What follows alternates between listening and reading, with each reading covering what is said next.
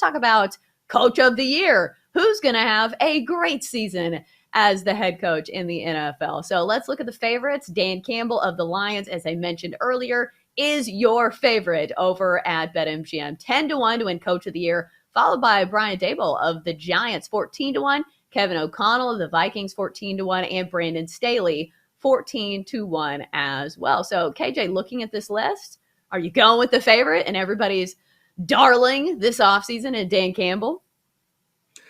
No, I actually have someone in the field, Mike McDaniels at 16-1.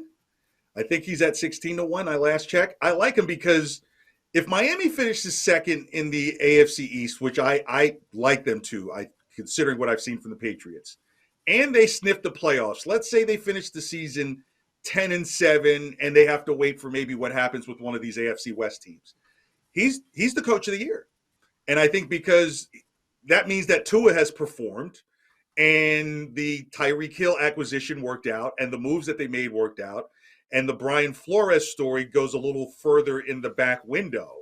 And it turns around what was – and you have an owner who couldn't be around for the first quarter of the season. So to be a rookie guy to come in there and can turn that offense around, because that's the story.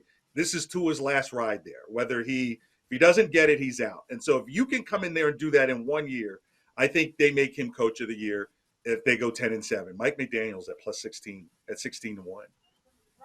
Here's the sabotage factor when it comes to Dan Campbell of the Lions. If you look at the past history of Coach of the Year, I'm struggling to find a coach that has finished a season under double-digit wins. In fact, the only person to do it in the past history, 2012, Bruce Arians only had 9 wins with the Colts, and that was in 2012. Other than that, since then, there has not been a team that has finished under double-digit wins where the coach has gone on to win this award. So that's the sabotage factor. Do we think that the voters go away from this history? And, well, I guess the other question is, do you think the Lions can win double-digit games?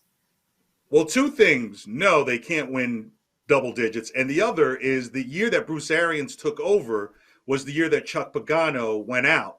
So that's why he only shows up with 9 wins. So there were wins that were already on the books for the Colts, but he took over that program.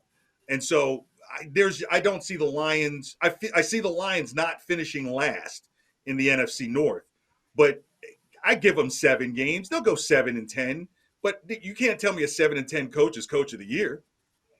Yeah, there's since 1990, only 2 teams have notched under double-digit wins, and their coach has gone on to win Coach of the Year. The other time, 1990, Jimmy Johnson of the Cowboys when they finished 7-9. So let's take a look at the other candidates. Is there anybody else that kind of catches your eye? I think for me, I know we don't have a ton of time left in this segment.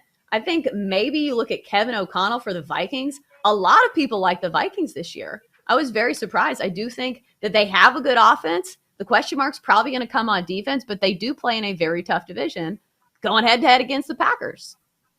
Yeah, I mean, I could see how it's the sexy pick. I thought there was a little bit of sexiness to the Vikings last year, and I was wrong. And so I'm not going to be wrong again with them. I think they'll compete a little better because of the deficiencies that the Packers have.